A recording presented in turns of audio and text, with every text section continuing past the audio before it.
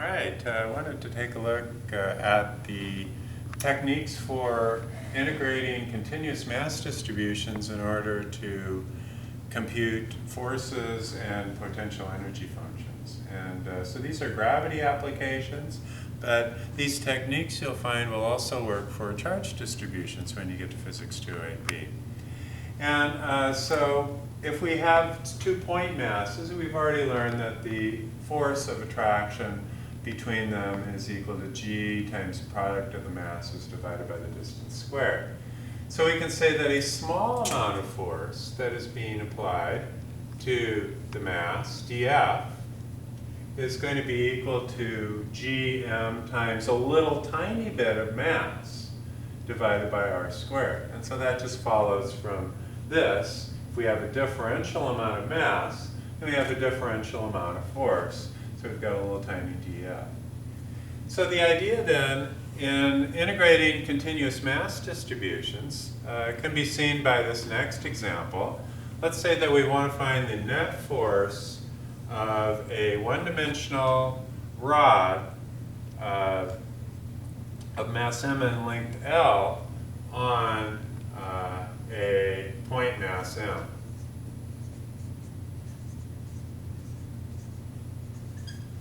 Okay, and so this little point mass m then is going to experience a force of attraction due to this one-dimensional rod of charge, or of mass, excuse me, that has a mass m and a length L. And so to set it up like this, basically what we want to do is find a little dF from a little mass element. So let's say this little mass element here, dm, is equal to lambda dx.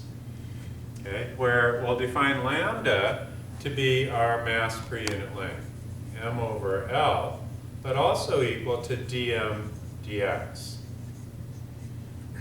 Okay, and so this follows then in much the same way as when we were doing these same kinds of problems for calculating moments of inertia. And so we then use a constraining function to write our expression for dF in terms of this little bit of mass dm and the distance x between the mass and that little element of mass from the rod. And then what we'll want to do is add up all these little dm's. And that'll add up all the little df's that are associated with that. Okay, and so we can write this then as df equals g times the point mass times our little tiny bit of mass, dm, but we can write that as lambda dx divided by, in this case, since it's the x-axis here along which this distance is being measured, we'll say that's divided by x squared. And so then we'll integrate, and that'll give us the total force due to all those little dm mass elements. And so this then is going to be equal to g m lambda times the integral. And now we're going to need to integrate from where the rod starts to where it stops. So that's going to be from d to d plus L of dx over x squared. Okay, so that's x to the minus 2. So the integral of x to the minus 2 is x to the minus 2 plus 1, or x to the minus 1 divided by minus 1. Or that's the same thing as g m lambda times minus 1 over x, evaluated from d to d plus L. Okay, and so then that is basically then just this weighted addition of all these little dm mass elements. Some of them are closer to the mass, some of them are farther away. And so they have more of a contribution here, less of a contribution there. That when we work this all out, we end up with then g m lambda times, and then we can get rid of the minus 1 by writing this as 1 over d minus 1 over d plus L. Or, since lambda is equal to the total mass divided by the total length, we can write this then as g m times big M, which is the mass of the rod, divided by L times 1 over d minus 1 over d plus L. And we could simplify this farther, finding the lowest common denominator, but at this point we're basically done. And so this then is the total force of this rod here on this mass M. Okay, so that's our first example. And I also wanted to look at a second example that involves a ring of charge. Okay, so in these problems then we have continuous mass distributions, not point masses. And so that's where we need to get into this idea of adding together a bunch of differential mass elements along this continuous mass distribution. So for the second example, let's say that we've got a uniform ring, radius r, and total mass m. Okay, so the total mass m is distributed over this ring.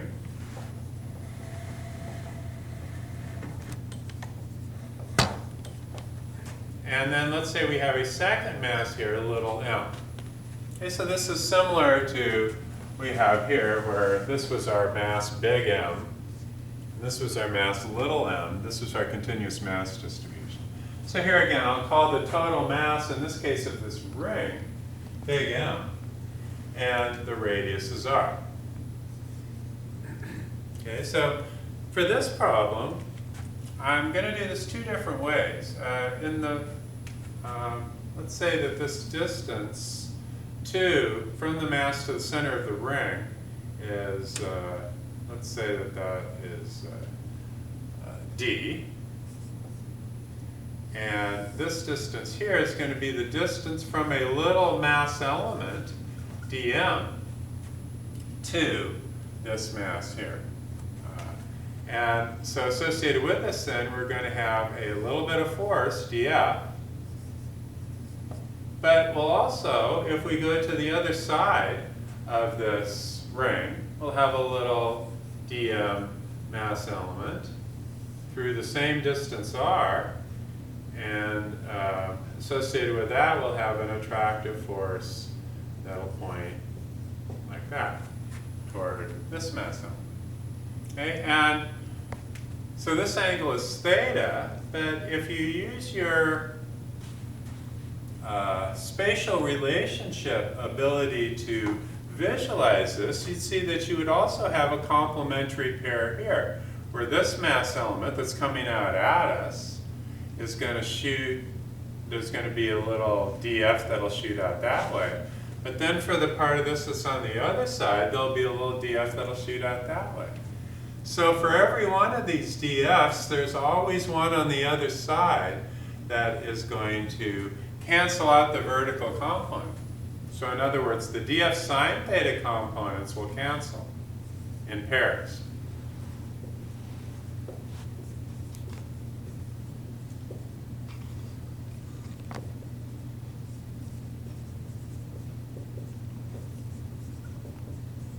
But the df cosine theta components will add.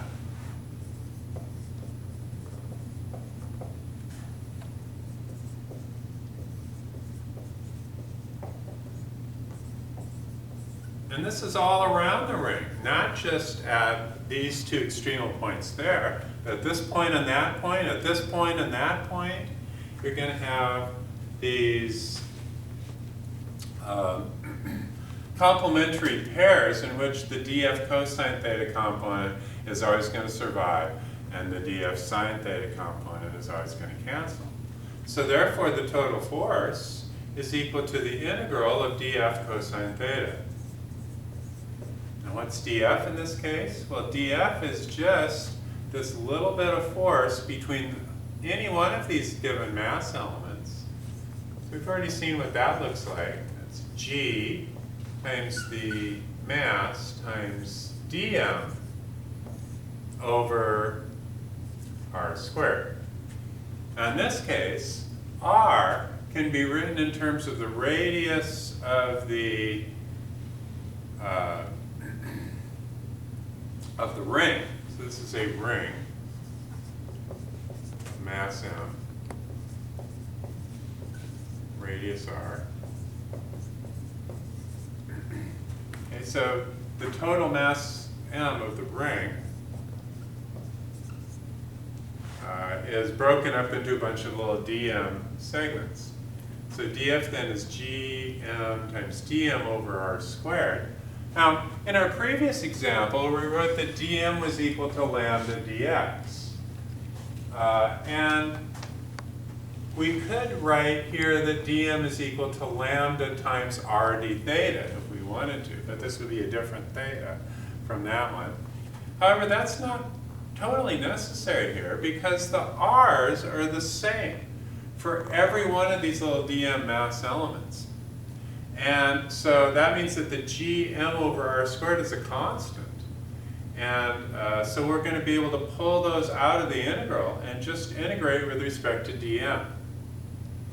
So let's just write this in terms of df cosine theta. This is going to be g little m times dm over r squared. But r squared is d squared plus big R squared. Because r by the Pythagorean theorem is the square root of d squared plus r squared. And so then if we multiply that by the cosine of theta is going to be d divided by r. So that's going to be d divided by the square root of d squared plus r squared. And so this looks pretty gnarly, but when we think about it, because every one of these mass elements is the same distance away from the mass, those are all constants and can be pulled outside of the integral. So what we end up with then is just gmd divided by d squared plus r squared to the 3/2 power.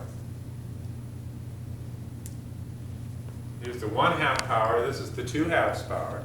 That gives us the 3/2 power, times the integral of dm.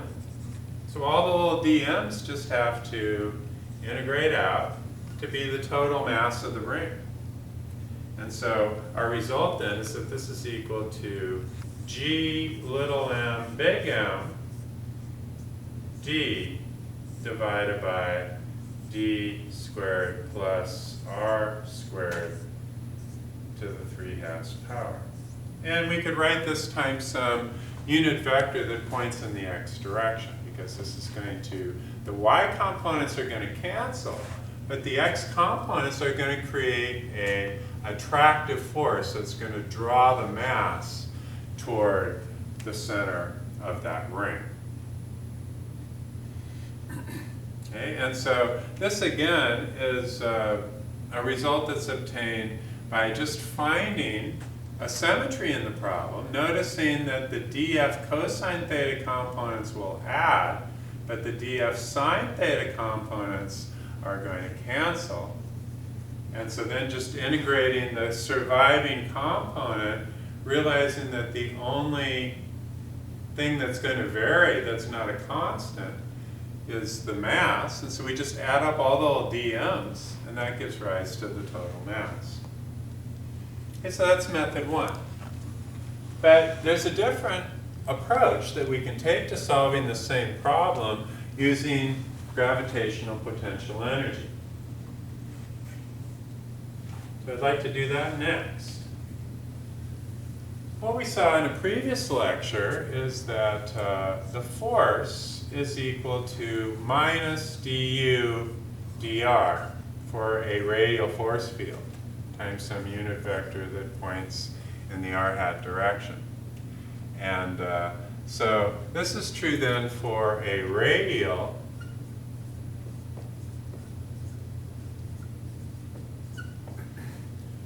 force field.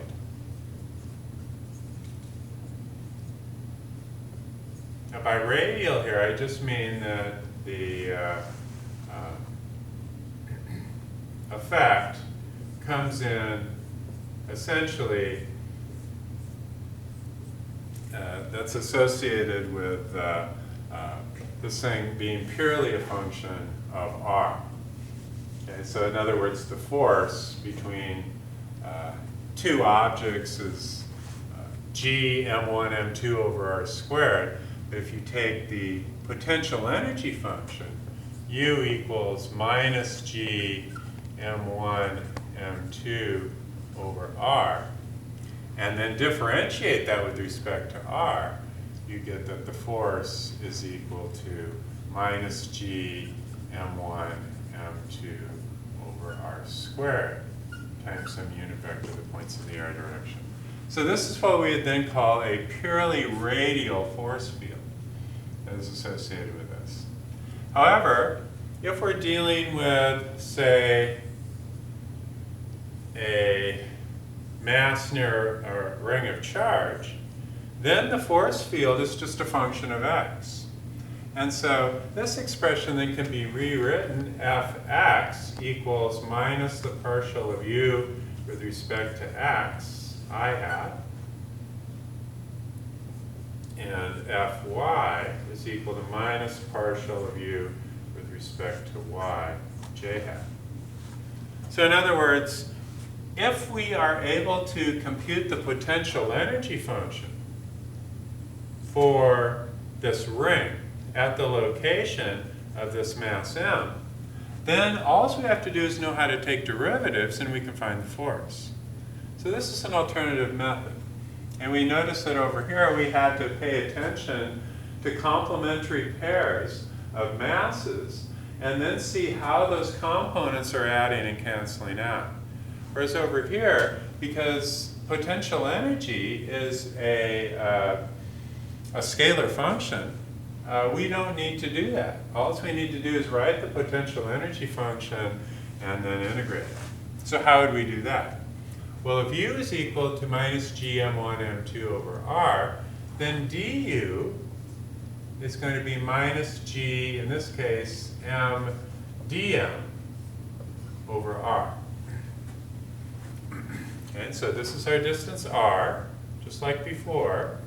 And then that's the distance from dm to the mass. Okay? And so we've got other dm's on here, but this is a scalar function. Okay? And so we could rewrite this then as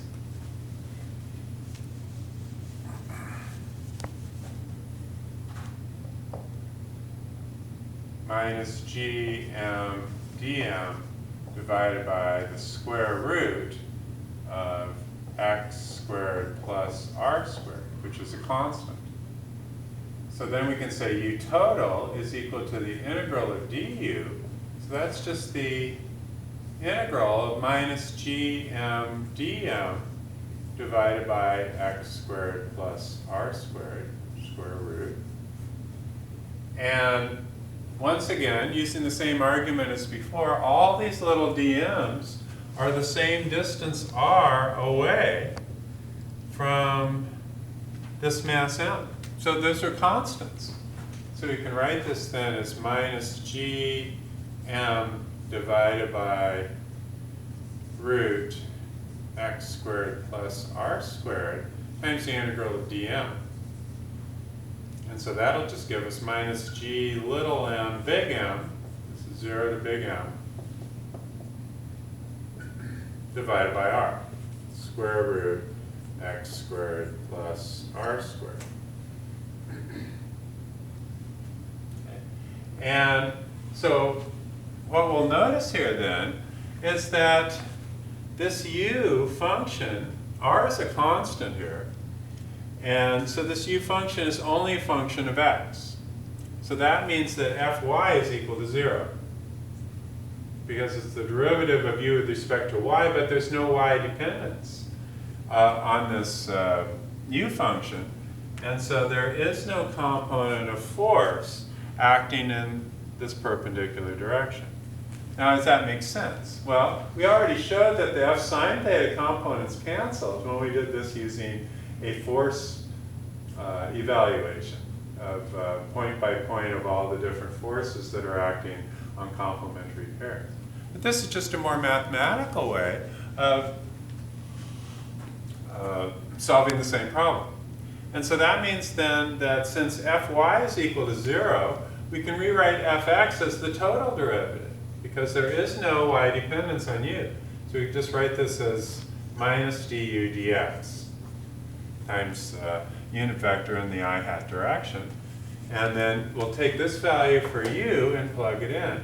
That gives us Fx is equal to minus d by dx of minus g little m big M times x squared plus r squared to the minus 1/2 power.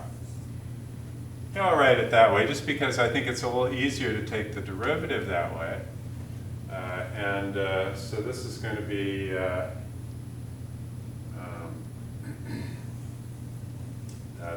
those two minus signs cancel. So this is going to be g little m big M times minus 1/2 times x squared plus r squared to the minus 3/2 power times 2x.